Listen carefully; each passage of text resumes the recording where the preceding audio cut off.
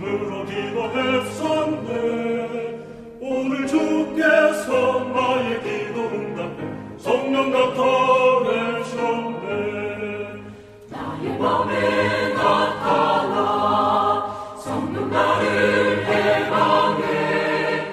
죄를 벗게 하셨네. 내게 찬양 넘치는 성령 나타내셨네. 나는 강하길 진정 원하였으나 연약하여 할 수 없었네. 주가 은혜로 기쁨 충만케 했네. 성령 나타내셨네. 나의 맘에 나타나 성령 나를 해방해. 죄를 벗게 하셨네. 내게 찬양 넘치는 성령 나타내셨네. 나의 맘 열려 간증할 수 있다는 성령의 기묘한 능력은 나는 죄 씻고 교만에 산다는 성령 나타내셨네. 나의 맘에 나타나 성령 나를 해방해. 죄를 벗게 하셨네. 내게 찬양 넘치는 성령 나타내셨네. 주가 나를 씻어 투명하게 됐으니 오늘 내게 확신 넘치네. 지금 내 영에 은혜 충만하다는 성령 나타내셨네. 나의 맘에 나타나 성령 나를 해방해. 죄를 벗게 하셨네. 내게 찬양 넘치는 성령 나타내셨네.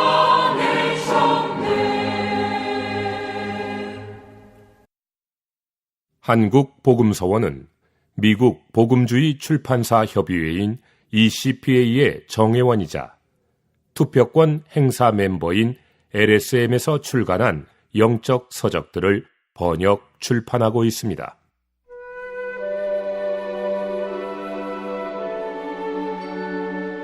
제1장 왕국 백성의 본성. 성경을 읽은 사람이라면 모두 성경 안에 있는 중대한 사상이 바로 천국이라는 것을 인정합니다. 우주 가운데 있는 하나님의 가장 큰 갈망은 그분의 천국을 땅으로 이끌어 오는 것입니다. 주님께서 이 땅에 오셨을 때 그분의 일은 더더욱 그분의 왕권을 나타내고 땅에 그분의 왕국을 세우는 것이었습니다. 그러므로 하나님의 목적을 관심하는 사람이라면 모두 천국에 대한 하나님의 뜻을 주의해야 합니다. 천국을 알려면 마태복음을 주의하지 않을 수 없습니다. 왜냐하면 마태복음은 전적으로 천국을 말하는 책이기 때문입니다. 마태복음에서 주님은 세 차례 가장 중요한 가르침을 주셨는데 그것은 천국의 새 노선에 관한 것입니다. 한 차례는 5장부터 7장까지에서 말하는 천국의 실제이고 또 한 차례는 13장에서 말하는 천국의 외형이며 마지막은 24장과 25장에서 말하는 천국의 출현입니다. 이 메시지들에서 우리는 특별히 천국의 실제에 대하여 볼 것입니다. 주제를 말하기 전에 몇 가지 주의해야 할 점이 있습니다. 마태복음 5장부터 7장까지는 천국의 실제를 말합니다. 이것은 산상수훈이라고도 하는데 산 위에서 말씀하신 것이기 때문입니다. 13장은 천국의 외형을 말합니다. 바닷가의 비유라고도 하는데 바닷가에서 말씀하신 것이기 때문입니다. 24장과 25장은 천국의 출현을 말합니다. 올리브산의 비유라고도 하는데 올리브산에서 말씀하신 것이기 때문입니다. 주님께서 이 새 가르침을 말씀하신 장소는 매우 중요합니다. 산 위에서 천국의 실제와 천국의 출현을 말씀하신 것은 산으로 올라가서 주님 앞에 나아가는 사람만이 이 말씀을 들을 수 있고 이 말씀에 몫이 있다는 것을 의미합니다. 산에 올라가는 것은 수고가 필요하고 주님 앞에 나아가는 것은 주님께 가까이 가는 것입니다.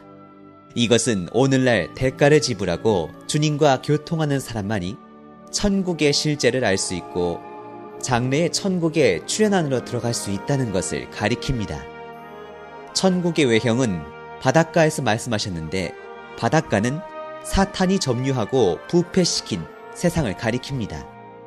이것은 세상 가운데 있는 사람은 천국의 외형만 들을 수 있을 뿐 천국의 실제와 출현은 알 수 없다는 것을 의미합니다. 우리가 마태복음을 주의하여 읽어본다면 그 세 번의 가르침 이전과 가운데에 일반적인 가르침도 있다는 것을 발견할 것입니다. 산 위에서의 가르침 전에 주님은 먼저 회당에서 가르치셨는데 그 가르침은 보통의 평범한 가르침으로 일반적인 사람들에게 하신 것입니다. 산 위에서의 가르침이 회당의 가르침과 대비되는 점은 특별히 소수의 사람들에게 말씀하셨다는 점입니다. 주님께서 올리브 산에서 예언하시기 전에 성전에서 가르치실 때 그 가르침에 여러분에게 화가 있습니다 라고 말씀하신 것은 올리브 산에서의 예언과 대비됩니다. 주님을 따라 올리브 산에 올라간 사람은 주님께서 잘하였다, 착하고 신실한 노예야, 내 주인의 기쁨에 참여하여라 라고 하시는 말씀을 들었습니다. 바닷가에서의 비유에도 대조가 있습니다. 바닷가에서의 비유 다음은 집 안에서의 해석입니다. 바닷가에서는 천국의 외형을 말씀하시고 집 안에서는 천국의 비밀을 말씀하셨습니다. 이것은 천국의 비밀이 감추어져 있다는 것을 말합니다. 바닷가에 있는 사람은 천국의 외형만 알 수 있고 천국의 비밀을 알기 원한다면 바닷가에서 집 안으로 들어와 은밀한 가운데 계시는 주님과 함께 있어야 합니다. 이 세 가지 대조되는 가르침의 앞부분은 낮고 뒷부분은 높기 때문에 우리는 항상 어떤 가르침 다음에 나오는 가르침에 주의해야 합니다.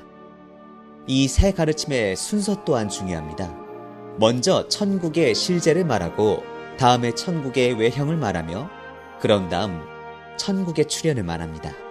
이것은 사람이 천국의 실제 안에서 살지 않으면 천국의 외형을 알 수 없고 천국의 출현도 알 수 없다는 것을 계시합니다. 마태복음 5장부터 7장까지의 안에서 살지 않는 사람은 13장 및 24장과 25장도 알 수 없습니다. 그러므로 천국의 실제는 가장 중요한 것입니다.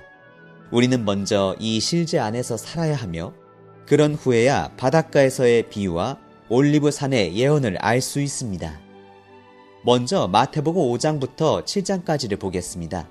여기에서 주님께서 말씀하신 가르침은 전부 천국의 실제, 곧 천국의 백성들이 가져야 할 생활과 원칙입니다. 주님께서 말씀하신 천국이 무엇이고 천국 백성이 어떤 생활을 살아야 하며 어떤 원칙을 주의해야 하는가에 대해 여기에 7부분으로 나누어 설명되어 있습니다. 그러므로 이 세 장의 주제는 천국의 실제, 곧 왕국 백성의 생활과 원칙입니다. 왕국 백성의 본성. 주님의 첫 번째 가르침은 천국 백성의 9가지 복 있는 상태를 말합니다.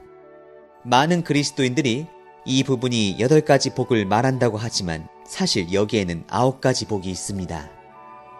주님은 왜 이 가르침에서 처음부터 9가지 복을 말씀하셨습니까? 당신이 깊이 연구하며 읽어본다면 주님의 의도가 복에 초점을 두신 것이 아니라 천국에 있는 사람이 어떤 사람인가를 말씀하시는 것임을 볼 것입니다. 어떤 사람이 천국에 있는 사람이고 이런 사람은 어떤 본성을 가져야 합니까? 그것을 이 9가지 복이 묘사하고 있습니다. 이 9가지 본성을 가진 사람은 모두 복이 있습니다. 왜냐하면 이 본성들이 그가 천국에서 사는 사람이라는 것을 증명하기 때문입니다. 우리는 자신에게 이런 본성들이 있는지 질문해 보아야 합니다. 주님은 이 단락에서 천국 백성의 본성을 내적인 부분과 외적인 부분으로 나누어 제시하셨습니다. 처음 6가지 복은 내적인 상태를 말하고 나중에 3가지 복은 외적인 상태를 말합니다. 내적인 것은 그들의 마음의 상태를 말하고 외적인 것은 그들의 생활을 말합니다. 1. 영 안에서 가난함. 천국 백성의 첫 번째 본성은 마태복음 5장 3절에서 말하는 영 안에서 가난한 사람들은 복이 있습니다. 왜냐하면 천국이 그들의 것이기 때문입니다. 입니다. 영 안에서 가난한 것은 사람의 깊은 곳에 있는 만족하지 못하는 느낌을 가리킵니다. 사람이 그의 깊은 곳에서 만족스럽지 못하다는 것을 느낄 때는 그가 영 안에서 가난한 때입니다. 영 안에서 가난한 이 느낌은 외적인 환경의 영향을 피할 수 없을지라도 환경과 그렇게 절대적인 관계가 있는 것은 아닙니다. 예를 들어 억만장자는 부유하여 인생에서 누릴 수 있는 모든 것을 다 누리지만 그의 안에 항상 결핍이 있고 만족스럽지 못한 것이 있는데 이것은 그가 영 안에서 가난한 것입니다. 어떤 사람은 외적으로 한 푼도 벌지 못하고 매우 궁핍하지만 내적으로는 불만족스러운 느낌이 전혀 없는데 이것은 그가 영 안에서 가난하지 않은 것입니다. 천국에서 살고 천국의 실제에 참여하는 사람이 가져야 할 첫 번째 상태는 바로 영 안에서 가난한 것입니다. 왜냐하면 영 안에서 가난하고 불만족스럽다고 느끼는 사람은 세상의 물질을 구하지 않고 영이신 하나님을 구하기 때문입니다. 사람에게 어떤 결핍이 있고 그것에서 가난함을 느끼면 반드시 그것을 추구할 것입니다. 오늘날에는 부자가 되고 싶어하는 사람이 많은데 그것은 대다수의 사람들이 재물이 부족하다고 느끼고 금전적으로 가난함을 느끼기 때문입니다. 사람이 학문과 승진과 오락을 추구하는 것도 그러합니다. 어떤 결핍이 있고 그것에서 가난함을 느끼면 그것을 추구합니다. 마찬가지로 사람이 영 안에서 가난함을 느낄 때는 그가 이 세대의 물질로 만족하지 않고 영이신 하나님께서 그의 만족이 되셔야 한다는 것을 의미합니다. 그는 오직 영이신 하나님만 그의 영 안에 필요를 채우시고 그의 깊은 곳에서 만족을 얻게 하실 수 있다는 것을 봅니다. 그렇기 때문에 그는 하나님을 갈망하고 추구합니다. 주님은 영 안에서 가난한 사람들은 복이 있습니다. 왜냐하면 천국이 그들의 것이기 때문입니다. 라고 말씀하십니다.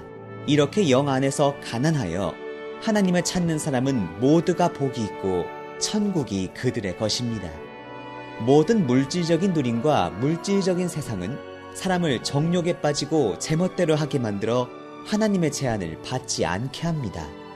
사람이 이 세상의 물질로 만족하지 않고 눈에 보이는 것을 기꺼이 버리며 하나님을 찾을 때 그 결과는 하나님의 권위 아래 복종하고 천국의 다스림을 받아들이게 됩니다. 그러므로 천국은 그들의 것입니다. 이것이 천국에서 사는 사람의 첫 번째 내재적인 상태입니다. 2. 애통함. 천국 백성의 두 번째 본성은 애통함입니다. 마태복음 5장 4절은 애통하는 사람들은 복이 있습니다. 왜냐하면 그들이 위로를 받을 것이기 때문입니다. 라고 말합니다. 사람이 영 안에서 가난하고 하나님을 찾기를 갈망하면 그는 반드시 안에서 빛비춤을 받아 자신이 얼마나 사악하고 부패했으며 하나님을 배역하고 반대하는지를 보게 됩니다. 그렇기 때문에 자연스럽게 안에서 고통을 느낍니다. 더욱이 그는 하나님을 만나고 얻었기 때문에 자연스럽게 많은 그리스도인이 얼마나 하나님을 거절하고 하나님께서 다스리시도록 해드리지 않으며 하나님께 지위를 드리지 않는지를 깨닫게 됩니다. 이 또한 그를 슬프게 합니다. 범위를 더 확대하여 말하면 이렇게 영 안에서 가난하고 하나님을 찾는 사람은 주변의 상태와 온 세상과 모든 사람들이 그렇게 하나님을 거부하고 반대하며 배반하는 것을 보고 틀림없이 마음이 상하여 고통스러울 것입니다. 산 위에서의 가르침 전체에서 보면 여기에서의 애통함은 결코 재난이나 질병 때문이 아니라 사람이 하나님을 거절하고 하나님께 복종하지 않는 상태 때문입니다. 그러므로 이러한 애통함이 사람을 기쁘게 하지는 않을지라도 사실은 가장 달콤한 것입니다. 오늘날 세상 사람들은 죄와 질병의 괴로움과 환난 가운데 빠져서 항상 애통해하지만 이 애통함은 추하고 비천하고 가치가 없는 것입니다. 오직 하나님에게서 비롯된 애통함만이 아름답고 귀중하며 영광스럽고 영원한 가치를 갖습니다. 이런 사람들에게 주님은 위로를 받을 것이라고 약속하셨습니다. 여기에서의 위로는 주님께서 오늘날 우리에게 주셔서 우리가 내적으로 그분을 얻음으로 갖게 되는 만족을 포함하고 더욱이 장래에 우리가 왕국과 새 하늘과 새 땅 안에서 얻을 모든 기쁨과 위안을 가리킵니다. 장래에 이기는 이들이 왕국에 들어갈 때 그들의 모든 누림과 상황은 그들에게 세상의 슬픔을 벗고 만족과 위로를 얻었다는 느낌을 줄 것입니다. 영원 안에 새 예루살렘에서 그들이 얻을 몫은 더더욱 그들의 위로가 될 것입니다. 왜냐하면 그때 그들은 하나님께서 어떻게 사람의 모든 것이 되시고 사람이 어떻게 하나님의 권위 아래 완전히 복종하는지를 분명하게 볼 것이기 때문입니다. 그러므로 우리의 애통한 마음은 오늘날 하나님을 얻고 하나님의 권위에 복종함으로 위로를 얻을 것이고 또한 함께 추구하는 사람들이 하나님을 구하고 하나님의 다스림을 받는 것으로 인해 위로를 얻을 것입니다. 그러나 우리가 얻을 더 크고 풍성한 위로는 장래의 왕국과 영원 안에 있습니다. 천국의 실제 안에서 사는 사람은 확실히 항상 이런 애통함을 가지고 있습니다. 이런 애통함은 자신이 재난을 당해서가 아니라 하나님을 충분히 얻지 못했기 때문입니다. 이런 애통함의 대상은 하나님 자신과 하나님의 권위이고 애통함의 원인은 하나님과 하나님의 권위를 잃어버린 것입니다. 이런 애통함은 고상하고 신성한 것이며 반드시 하나님의 위로를 받습니다. 요한계시록 21장은 새 예루살렘이 하늘에서 땅으로 올 때 하나님께서 그들과 함께 장막을 치실 것이다. 그들의 눈에서 나오는 모든 눈물을 닦아주실 것이라고 말합니다. 우리는 그때 완전한 위로를 얻고 모든 애통함에서 벗어날 것입니다. 3. 온유함. 영안에서 가난하고 하나님에 대해 굶주리고 목마르며 마음이 애통한 사람은 틀림없이 온유한 사람입니다. 영안에서 자만하고 애통해하는 느낌이 없으면 온유할 수 없습니다. 온유함과 반대되는 것은 난폭함과 반항입니다. 주님은 마태복음 5장 5절에서 온유한 사람들은 복이 있습니다. 왜냐하면 그들이 땅을 상속받을 것이기 때문입니다. 라고 말씀하셨습니다. 여기에서 말하는 온유는 그 강조점이 난폭함에 있지 않고 저항하지 않는 것에 있습니다. 예를 들어 누가 당신을 때리면 당신은 분노하며 저항할 수도 있고 분노하지 않고 저항할 수도 있습니다. 분노하지 않는 것에는 저항하지 않는 것을 포함하지 않지만 저항하지 않는 것은 분노하지 않는 것을 포함합니다. 주님의 산 위에서의 가르침은 우리에게 저항하지 않기를 요구합니다. 누가 당신의 오른뺨을 때리면 왼뺨도 돌려대야 합니다. 누가 당신의 속옷을 갖고자 하면 겉옷도 주어야 합니다. 누가 억지로 1밀리온을 가자고 하면 당신은 그와 2밀리온을 동행해야 합니다. 주님은 온유한 사람들은 땅을 상속받을 것이라고 약속하셨습니다. 사람은 타락한 후에 분투해야만 땅을 얻을 수 있게 되었습니다. 누구든지 빼앗고 강탈할 힘이 있는 사람이면 땅을 얻을 수 있습니다.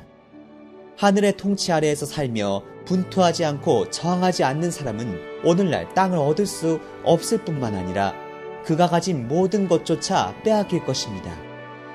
그러나 주님은 이런 사람이 땅을 상속받을 것이라고 말씀하십니다. 그러므로 이 상속은 장래 왕국 안에서의 상급을 가리켜 말하는 것입니다.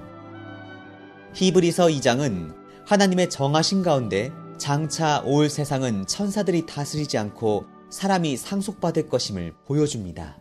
왕국이 올 때 땅을 얻는 사람은 분투하거나 빼앗는 사람이 아니라 온유하고 저항하지 않는 사람입니다. 그때의 얻음은 분투에 의해서가 아니고 상속에 의해서입니다.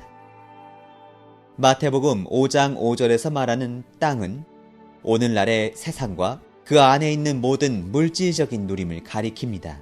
오늘날 사람들은 왜 천국을 추구하지 않습니까? 그것은 그들이 오늘날의 땅에 마음을 빼앗기고 점유되었기 때문입니다.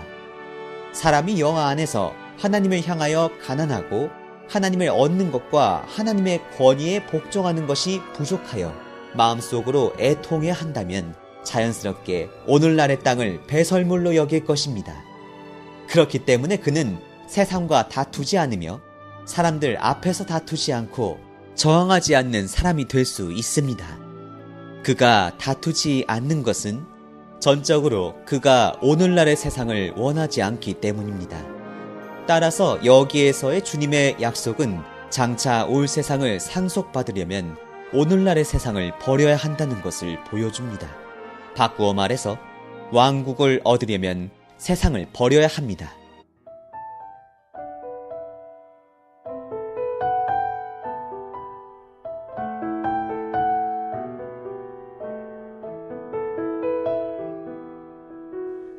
자신을 의지하던 나 자신을 강하다 믿고 얼마나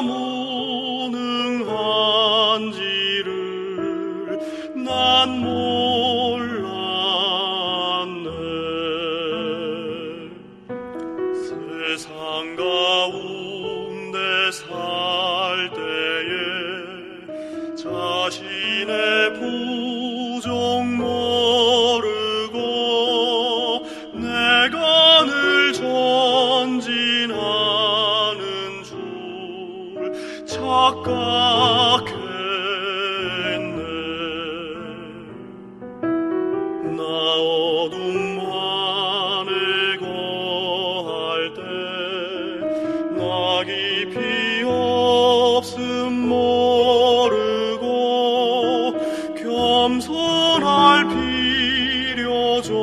필요조차도 못 느꼈네.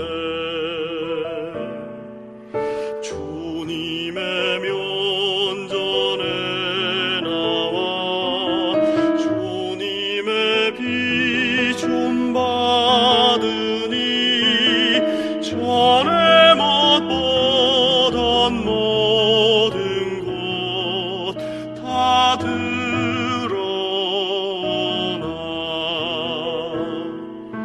주님의 면전에 오니 난 다만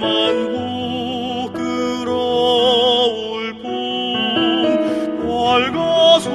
벌거숭이가 되어서 약한 자 돼.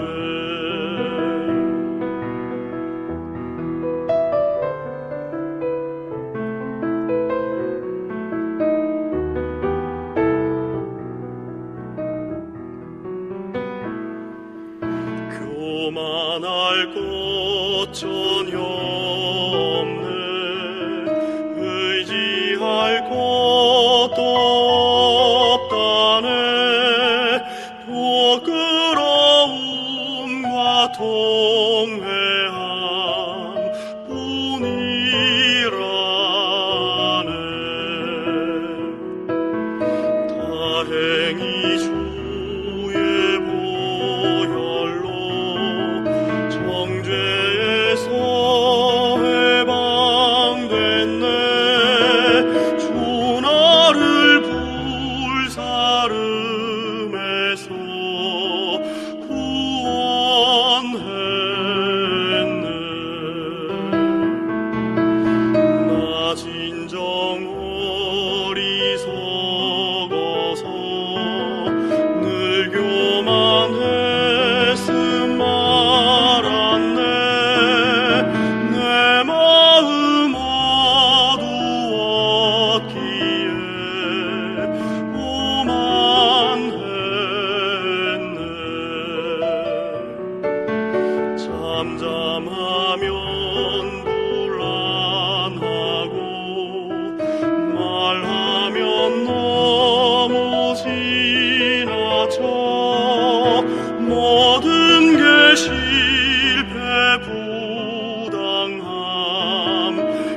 약함일세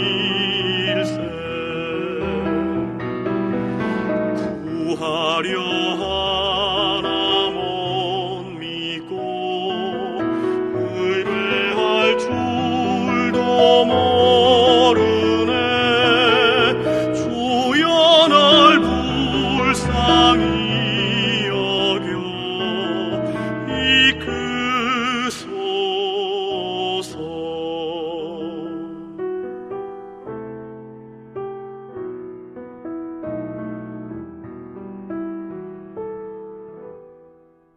사.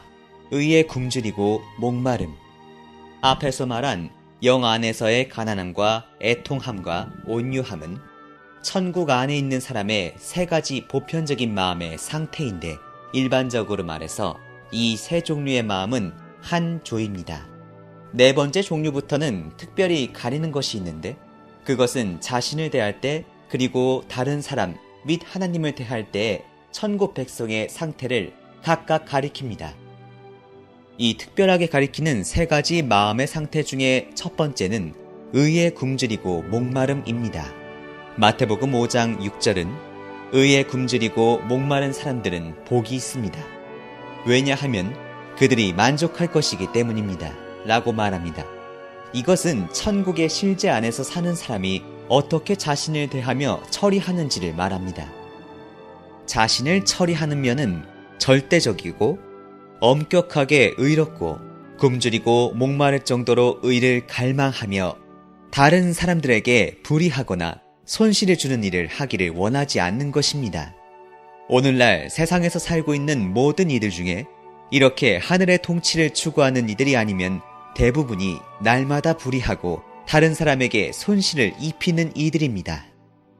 예를 들어 두 사람이 물건을 사고 판다고 합시다. 사는 사람은 물건을 싸게 살수록 좋고 파는 사람은 비싸게 팔수록 좋습니다.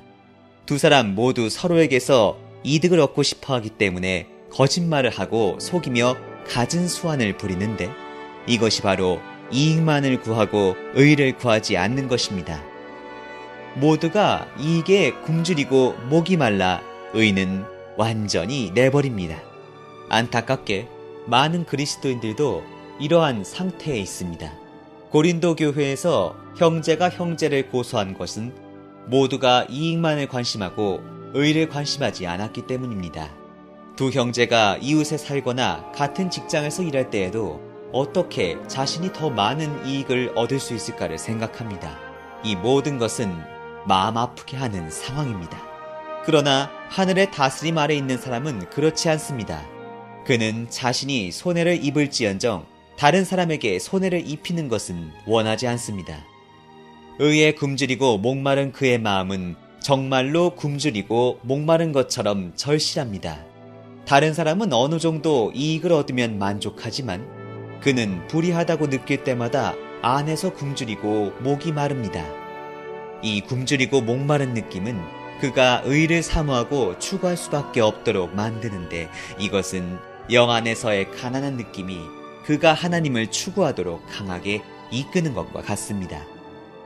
우리는 영 안에서 가난하게 되는 것이 하나님 자신을 대상으로 하는 것이고, 마음속의 굶주림과 목마름은 하나님의 의를 목적으로 하는 것임을 보아야 합니다.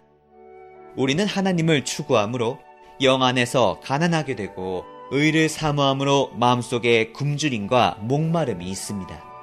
하나님은 우리의 내적인 만족이시고 의는 우리의 외적인 생활입니다. 영 안에서 가난할 때 우리는 하나님을 얻고 마음속에서 굶주리고 목마를 때 우리는 의를 얻습니다. 영 안에서 가난하게 되어 하나님을 추구하는 것으로 충분하다고 생각하지 마십시오.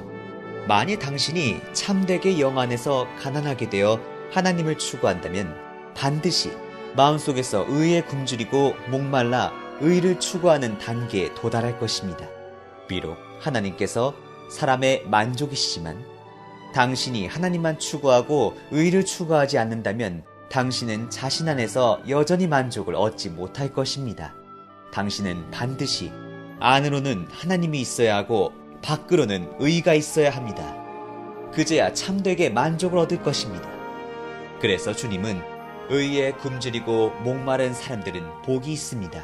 왜냐하면 그들이 만족할 것이기 때문입니다. 라고 말씀하셨습니다. 나는 과거에 주님을 추구하고 열심히 하나님을 섬기는 많은 성도들을 만났습니다. 그러나 사람들이 그들과 조금만 접촉해도 그들의 생활 가운데 많은 불의가 있고 그런데도 그들에게 처리하려는 느낌이 없다는 것을 알게 되었습니다. 이것은 속이는 것이며 그래서는 안 됩니다. 그러므로 주님은 한면으로 우리가 하나님을 추구하기를 원하시고 또 한면으로 자신을 엄격하게 처리하기를 원하십니다. 천국의 실제 안에서의 의는 가장 중요한 본성입니다. 불의한 사람은 그 누구도 천국의 실제에 참여할 수 없습니다. 오직 하나님을 구하고 의를 추구하는 사람만이 천국에 참여할 수 있고 참된 만족을 얻을 수 있습니다. 5. 긍휼히 여김. 두 번째로 특별히 가리키는 마음의 상태는 긍휼히 여기는 것입니다. 마태복음 5장 7절은 긍휼히 여기는 사람들은 복이 있습니다. 왜냐하면 그들이 긍휼히 여김을 받을 것이기 때문입니다. 라고 말합니다. 의에 굶주리고 목마른 것은 자신에 대한 것을 가리키고 긍휼히 여기는 것은 다른 사람에 대한 것을 가리킵니다. 일반적으로 사람들이 의로 자신을 속박하는 것을 배우고 나면 다른 사람도 똑같이 엄격하게 대하고 심지어는 더 가혹한 잣대로 요구하게 됩니다. 그러나 천국에서 사는 사람은 자신을 절대적인 의로 대할지라도 다른 사람에게는 긍휼이 풍성해야 한다는 것을 주님께서 보여주십니다.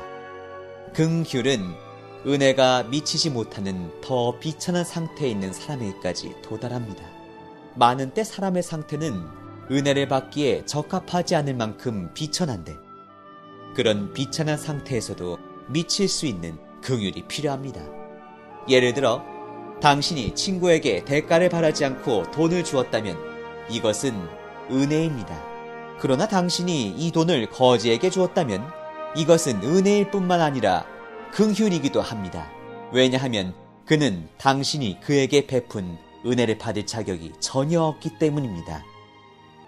하늘의 통치 아래 사는 사람은 은혜를 얻기에 합당하고 적합한 사람을 은혜로 대할 뿐만 아니라 형편없고 은혜를 얻을 자격이 없는 사람을 긍휼히 여깁니다. 그는 다른 사람을 대할 때 한결같이 관대하고 결코 요구하지 않으며 조건이 없습니다.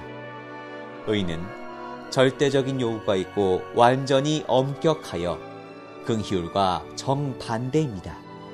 이렇게 사람을 대한 결과는 하나님의 긍휼을 얻는 것입니다. 이것은 7장에서 그러므로 무엇이든지 여러분을 위하여 해주기를 남들에게 바라는 대로 여러분도 그들에게 그렇게 해주십시오. 라고 말한 원칙에 정확하게 일치합니다. 하나님께서 우리를 어떻게 대하시는가는 우리가 다른 사람을 어떻게 대하는가에 근거합니다. 우리가 다른 사람을 긍휼히 여기면 하나님 앞에서 긍휼을 얻을 수 있을 것입니다. 6. 마음이 순수함. 세 번째로 특별히 가리키는 마음의 상태는 마음이 순수한 것입니다. 마태복음 5장 8절은 마음이 순수한 사람들은 복이 있습니다. 왜냐하면 그들이 하나님을 볼 것이기 때문입니다. 라고 말합니다. 이 상태는 특별히 하나님을 향한 마음을 가리킵니다. 왜냐하면 결과가 하나님을 보는 것이기 때문입니다. 천국의 다스림 안에 있는 사람은 자신에 대하여는 의롭고 다른 사람에 대하여는 긍휼히 여기며 하나님께 대하여는 마음이 순수합니다. 그러므로 이 세 가지는 특별한 것을 가리키는 한 조입니다. 마음이 순수하다는 것은 무엇입니까? 바로 마음이 단일하며 하나님 외에는 사랑하고 추구하고 바라는 것이 없는 것입니다. 그의 마음은 전일하게 하나님을 향하고 일반적으로 사람들이 말하는 것과 같이 두 마음을 품지 않습니다. 그의 마음은 한 분, 하나님 자신만을 관심하며 한 가지 목표인 하나님 자신만을 향합니다. 그의 마음에는 하나님이라는 하나의 목적만 있고 단일하며 전일하기 때문에 마음이 순수합니다. 그가 이렇게 단순하게 하나님을 향하고 전일하게 하나님을 구하기 때문에 그가 얻은 복은 바로 하나님을 보는 것입니다. 성경에서 보는 것은 들어가는 것이고 또한 얻는 것입니다. 어떤 영적인 것이든 체험이든 일단 보면 들어가는 것인데 이는 곧 얻는 것입니다. 그러므로 여기에서 하나님을 보는 것은 하나님 안으로 들어가 하나님 자신을 얻는 것입니다. 천국 안에서 사는 사람은 첫 번째 상태에서 하나님을 갈망하지만 여섯 번째 상태에 이르러서야 비로소 하나님을 보고 하나님을 얻습니다. 이 시점이 될 때 하나의 단락이 끝나는데 왜냐하면 그가 갈망하고 추구하는 최종 목표에 이미 도달했기 때문입니다. 그러나 주님은 뒷부분에서 세 가지 복을 받는 상태를 더 말씀하십니다. 이것은 천국에서 사는 사람에게 내적인 상태의 이야기가 있을 뿐만 아니라 외적인 생활의 이야기도 있기 때문입니다. 내적인 상태는 하나님을 얻기 위하여 어떻게 추구할 것인가의 이야기이고 외적인 상태는 하나님의 다스림 아래에서 어떻게 행하는가의 이야기입니다. 그러므로 주님은 앞에서 6가지 내적인 상태를 말씀하신 다음 3가지 외적인 상태를 더 말씀하십니다. 7. 화평하게 함. 천국 백성의 7번째 복을 받는 상태는 사람들을 화평하게 하는 것입니다. 마태복음 5장 9절은 화평하게 하는 사람들은 복이 있습니다. 왜냐하면 그들이 하나님의 아들들이라 불릴 것이기 때문입니다. 라고 말합니다. 왕국 백성에게는 앞에 6가지 상태가 있기 때문에 그들이 사람들과 함께 지낼 때 사람들에게 어려움을 주지 않습니다. 왕국 백성에게는 사람들 사이를 이간질하는 상태가 없습니다. 왕국 백성은 화평하게 하는 사람들입니다. 오늘날의 세대는 완전히 화평이 없는 세대라고 말할 수 있습니다. 어디를 가나 사람과 사람 사이에 다툼이 있고 서로를 물어뜯고 삼킵니다. 어떤 단체나 가정을 막론하고 불화가 가득합니다. 사람과 사람 사이가 이러할 뿐 아니라 사람 자신 안에도 화평이 없습니다. 사람의 마음속에 얼마나 많은 원망과 탄식과 미움과 자기 비하와 불평과 불만과 불안과 부당함이 있습니까? 여기에 그치지 않고 또한 수많은 정욕의 다툼이 있고 양심의 가책도 있습니다. 한면으로 마음속에서는 선을 위하지만 다른 면으로 생활은 마음과는 다르게 죄악에 빠져 있습니다. 이 모든 것들이 사람 안에서 화평을 앗아갑니다. 사람과 하나님 사이에는 더더욱 화평이 없습니다. 사람과 하나님 사이에 문제가 생기는 것은 사람이 하나님을 향하여 저항하기 때문입니다. 사람은 악한 행실 때문에 생각 안에서 하나님과 원수였습니다. 하나님의 진노가 사람 위에 머물러 있기 때문에 사람과 하나님 사이에는 화평이 없습니다. 그러나 하나님의 아들 주 예수님께서 이 땅에 오셔서 사람들 가운데 화평을 가져오셨습니다. 그분은 사람과 사람 사이를 화평하게 하셨고 더욱 사람과 하나님 사이를 화평하게 하셨습니다. 그분은 화평하게 하는 분이십니다. 그러므로 천국 안에서 사는 사람도 마땅히 이렇게 사람들 사이에 화평이 있게 해야 합니다. 그가 모든 사람과 화평할 수 있어야 할 뿐만 아니라 그와 접촉하는 모든 사람들 또한 화평을 얻게 할 수 있어야 합니다. 이렇게 화평하게 하는 사람이 얻는 축복은 하나님의 아들들이라고 불리는 것인데 이것은 그들이 행하는 것이 하나님의 아들과 같기 때문입니다. 교회 가운데 그렇게 많은 분쟁과 불화가 있는 것은 교회 가운데 화평하게 하는 사람이 부족하기 때문입니다. 많은 성도들이 말하는 것이 불화의 씨를 뿌리는 것이라면 이것은 그들이 천국의 다스림 아래 있지 않다는 것을 증명합니다. 우리가 사람들과 화평할 수 없다면 하나님과도 화평할 수 없으며 사람들과 화평할 수 있을 때에야 하나님과 화평할 수 있습니다. 그러므로 주님께서 사람과 사람 사이를 화평하게 하시고 사람과 하나님 사이도 화평하게 하셨기 때문에 우리도 반드시 그렇게 해야만 하나님의 아들들이라고 불릴 것입니다.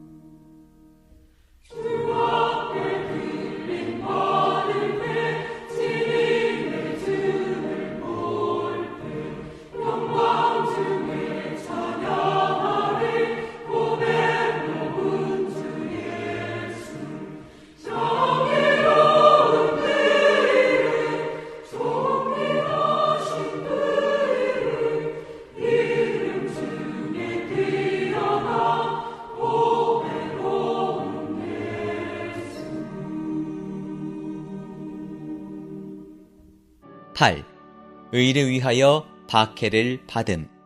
화평하게 하는 것은 우리가 다른 사람에 대하여 하는 것이고, 의를 위하여 박해를 받는 것은 다른 사람이 우리를 대하는 것입니다. 천국 안에서 사는 사람은 오히려 종종 어려움을 겪고 박해를 받는데, 이것은 참으로 기이한 일입니다. 우리의 일반적인 생각에 따르면 사람은 항상 죄를 짓기 때문에 형벌을 받는 것인데, 어떻게 의를 행하는 것 때문에 박해를 받는다는 말입니까? 그러나 실상은 확실히 그러합니다. 우리가 절대적으로 의를 지키고 기꺼이 모든 악과 부패에 참여하지 않으면 세상은 의 때문에 우리를 박해할 것인데, 이것은 그들이 우리의 의의 증언을 견디지 못하기 때문입니다. 이것은 그리스도인의 체험 가운데에서 자주 볼 수 있는 것입니다. 주님은 의를 위하여 박해를 받는 사람들은 복이 있습니다. 왜냐하면 천국이 그들의 것이기 때문입니다. 라고 말씀하셨습니다. 이렇게 의를 행하는 것 때문에 박해를 받는 사람들은 복이 있습니다. 만일 그들이 참으로 기꺼이 천국을 위하여 모든 손실과 고통을 달게 받는다면 천국의 모든 복을 상속받게 될 것입니다. 9. 주님 때문에 박해를 받음. 마태복음 5장 11절은 사람들이 나 때문에 여러분을 비난하고 박해하고 거짓말로 여러분을 반대하여 온갖 악한 말을 할 때 여러분은 복이 있습니다. 라고 말합니다. 여기에서 말하는 것은 주님을 위하여 박해를 받는 것이 의 때문에 박해를 받는 것보다 더 높다는 것입니다. 사람이 어떤 장소에서든 주님의 이름을 시인하고 나사렛 사람 예수님께서 천국의 왕이시라는 것을 증언하며 천국의 복음을 전하여 사람들이 회개하고 하늘의 통치를 받아들이도록 한다면 이러한 행위는 사람들의 비난과 악한 말과 박해를 견뎌야 할 것입니다. 그러나 주님은 이런 사람에게 기뻐하고 크게 즐거워하십시오. 왜냐하면 하늘에서 여러분의 보상이 크기 때문입니다. 라는 약속을 하셨습니다. 왕국 백성의 생활은 하나님을 얻고 하나님을 살아내는 것에 달려있음. 주님은 천국 백성의 9가지 본성을 내적인 방면에서부터 외적인 방면까지 말씀하셨습니다. 모든 참되고 성실한 사람의 생활을 보면 그들의 생활은 다만 외적인 활동만이 아닙니다. 그것은 그들의 내적인 본성과 성격에 달려 있습니다. 그가 어떤 종류의 사람이기 때문에 그러한 생활이 나오는 것은 당연한 결과입니다. 사람 안에서 가장 깊은 곳은 그의 영이고 그 다음은 그의 마음입니다. 사람 안에 있는 가장 깊고 중요하며 그를 가장 잘 대표하는 두 부분이 바로 영과 마음입니다.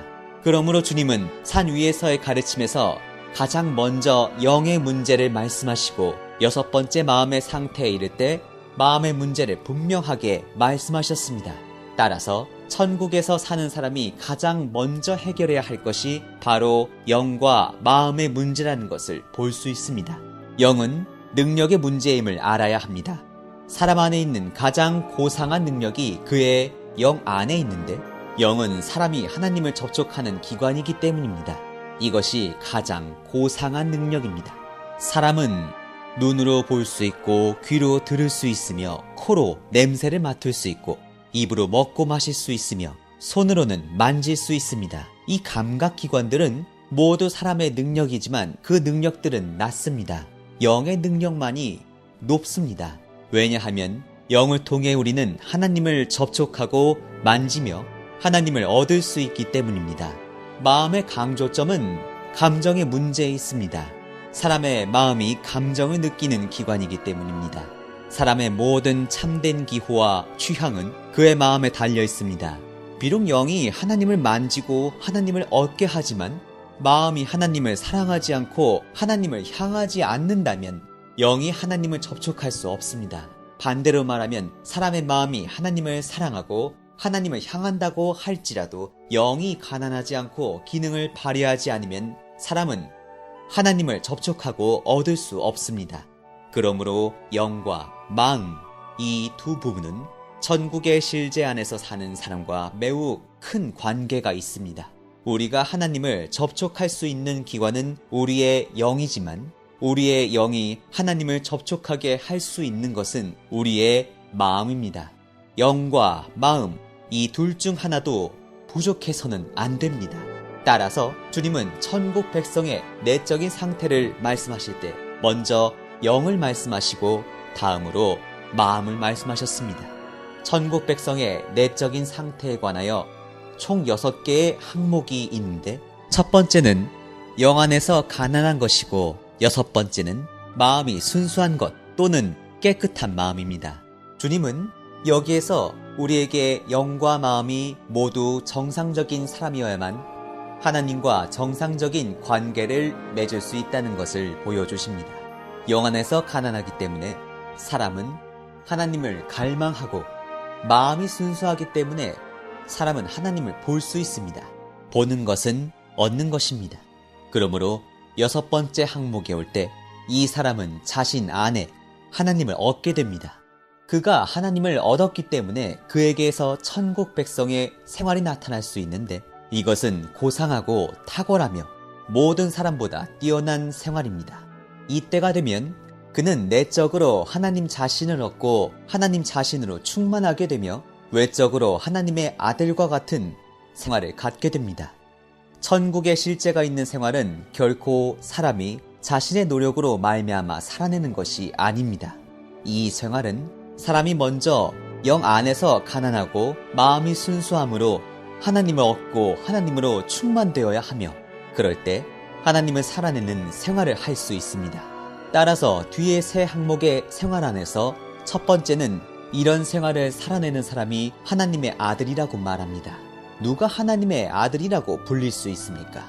바로 아버지 하나님의 생명을 살아내는 사람입니다. 왜냐하면 오직 아들만이 아버지의 생명을 살아낼 수 있기 때문입니다. 천국의 실제 안에서 사는 생활은 사람의 능력을 말하는 것이 아니라 하나님의 능력을 말합니다. 이런 생활은 사람에게는 절대 불가능하지만 하나님은 하실 수 있습니다. 이것은 임마누엘이 사람 안에서 살아 나타난 것입니다. 오직 이와 같은 아버지 하나님의 생명을 살아 나타내야 하늘의 아버지께서 온전하신 것 같이 온전하게 될 수 있습니다. 바꾸어 말해서 이러한 천국의 생활은 하나님께서 사람 안에서 연합되신 이야기입니다. 사람이 하나님의 다스림을 받고 하나님의 권위에 복종하며 천국의 다스림의 실제 안에서 살면 하나님의 생명이 자유롭게 사람 안에서 연합되어 사람이 뛰어난 생활을 살아낼 수 있습니다.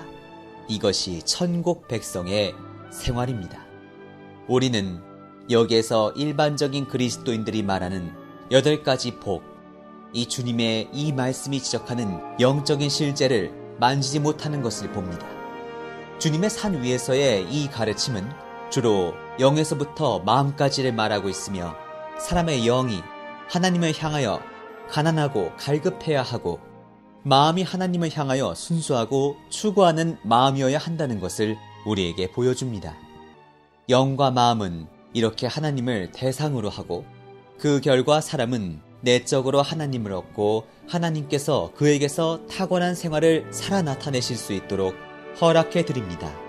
이 사람이 바로 천국 백성이고 이런 생활이 바로 천국 백성의 생활입니다. 왕국 백성의 생활의 양면. 이 가르침에서 말하는 천국 백성의 생활은 두 방면으로 나눌 수 있습니다. 한 면은 사람에 대한 것이고 다른 한 면은 다른 사람의 대우를 받아들이는 방면입니다. 다른 사람을 대하는 면에서는 화평이 그 중심입니다. 만일 어떤 사람이 다른 사람을 화평하게 대할 수 있다면 그는 누구와 함께하든지 항상 문제를 일으키지 않고 화평을 유지할 수 있을 것인데 이것은 그가 상당한 정도로 천국 안에서 사는 사람이라는 것을 증명합니다. 화평이 가장 높은 요구라는 것을 기억하기 바랍니다. 일반적으로 사람들은 사랑으로 사람을 대할 수 있으면 상당히 수준이 높다고 생각합니다. 사실상 사랑의 요구는 화평의 요구만큼 높지 않습니다. 왜냐하면 사랑으로 사람을 대한다고 해서 반드시 사람을 화평하게 할 수 있는 것은 아니기 때문입니다. 그러나 화평으로 사람을 대할 수 있다면 그 안에는 반드시 사랑이 있습니다. 교회 안에 사랑만 있기 때문에 혈기와 육체가 파쇄되지 않고 천국의 다스림도 가져올 수 없습니다. 그러므로 많은 때 사랑할수록 분쟁이 있고 사랑할수록 의견들이 나옵니다. 성도들 사이에 불화가 있고 다툼이 있어서 그것을 가지고 책임 형제에게 와서 말하거나 서로 얼굴을 마주쳐도 말도 하지 않는데 원래 그들은 가장 사이가 좋았고 서로를 가장 사랑했던 이들이었을 것입니다. 다만 얼마 지나지 않아 서로 간에 유쾌하지 않은 일이 생겨 사이가 틀어지게 되고 심지어 다투기까지 한 것입니다. 그렇기 때문에 사랑만으로는 충분하지 않습니다. 주님은 참으로 가장 지혜로운 분이십니다. 그분께서 산 위에서의 가르침을 통해 사랑을 말씀하시지 않고 화평을 말씀하신 것은 사람들 사이에 화평의 요구가 사랑보다 더 높기 때문입니다. 사랑에는 혈기와 육체가 반드시 처리받아야 하는 것은 아니지만 화평을 위해서는 사람의 혈기와 육체가 절대적으로 처리받아야 하고 사람이 하늘의 통치에 복종하고 하늘의 속박을 받는 것이 절대적으로 요구됩니다. 주님께서 천국 백성의 생활에 대하여 너무 간단하게 말씀하셨다고 생각하지 마십시오. 주님께서 화평의 일만을 언급하신 것 같지만 이것은 천만 가지를 말씀하신 것과 동일합니다. 주님께서 여기에서 한 가지씩 말씀하지 않으신 것은 이 중심적이고 중요한 한 가지를 말씀하시는 것으로 충분하기 때문입니다.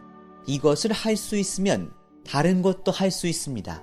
겸손함과 사랑하는 마음만으로는 여전히 부족하며 반드시 사람과 화평할 수 있어야만 문제가 없습니다.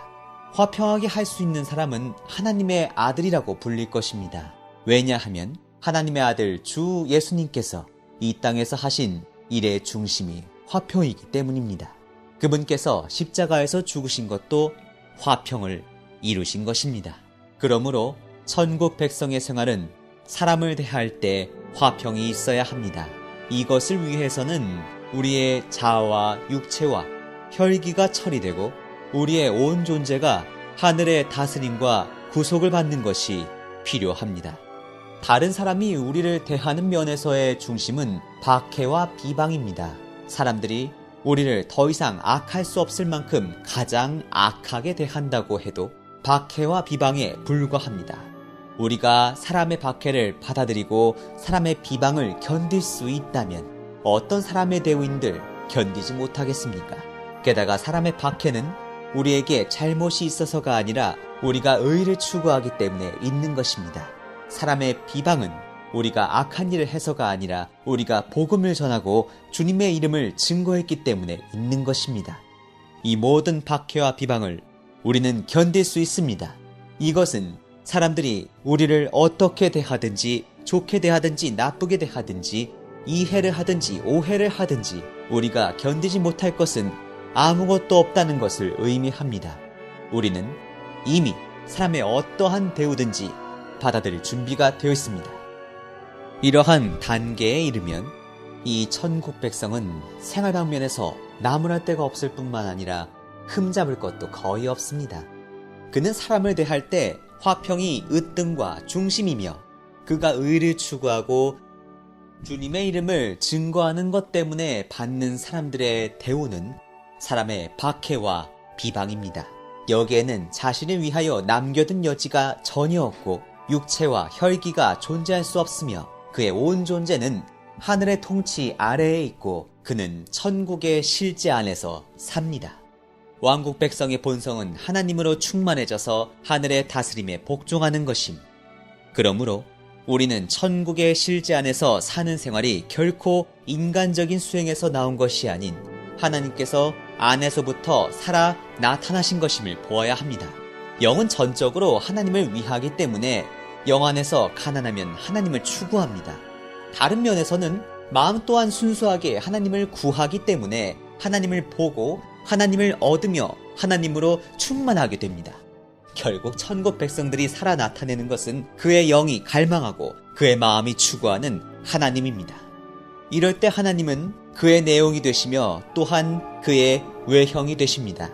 내용은 그의 내적인 상태이고 외형은 그의 외적인 생활입니다. 그의 안에는 자신의 지위가 없고 하나님의 충만함이 있습니다. 외적으로 그에게는 혈기와 육체의 표현이 없고 오직 하나님의 살아 나타나심만 있습니다. 그러므로 그는 반드시 하나님의 아들이라고 불릴 것인데 이것은 그의 생활이 하나님의 아들 예수 그리스도와 같기 때문입니다.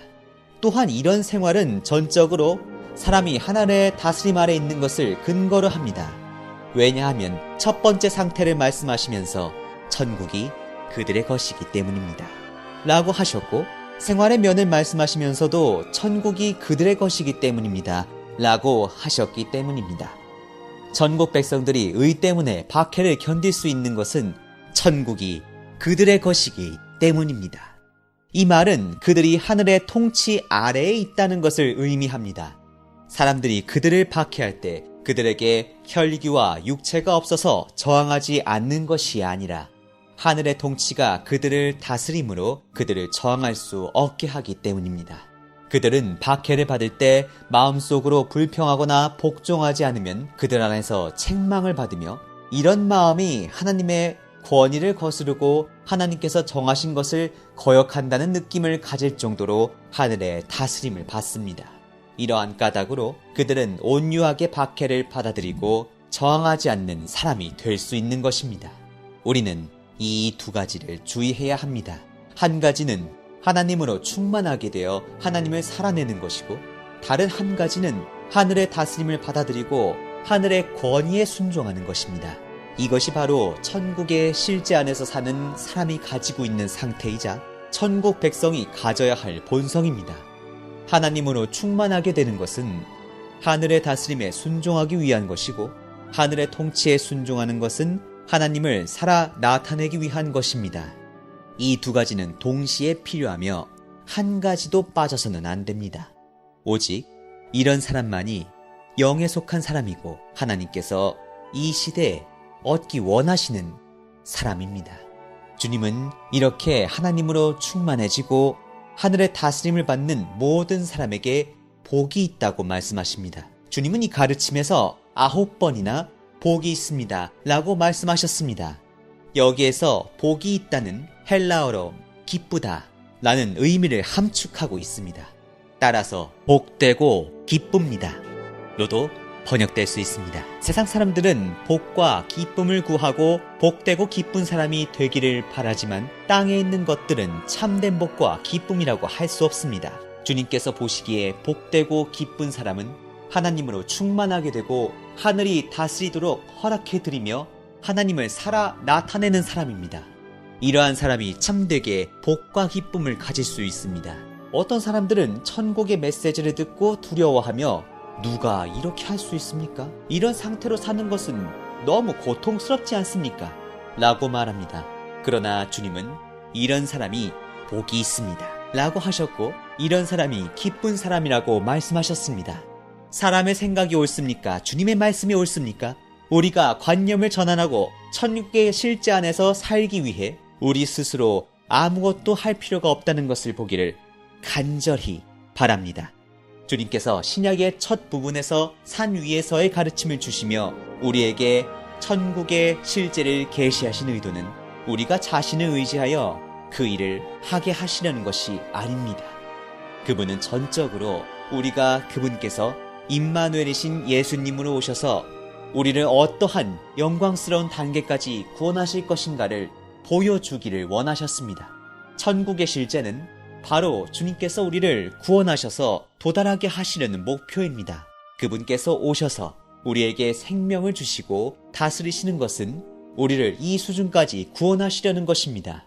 이것이 은혜를 입은 사람의 참되고 복되며 기쁜 상태입니다.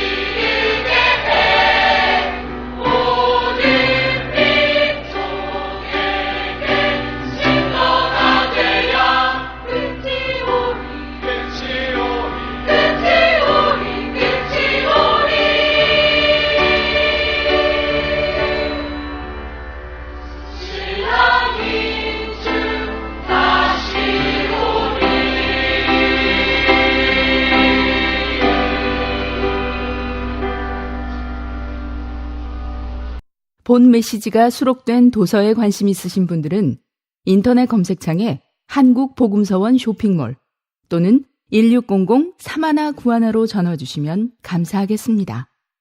리디북스에서 전자책으로도 구입이 가능합니다.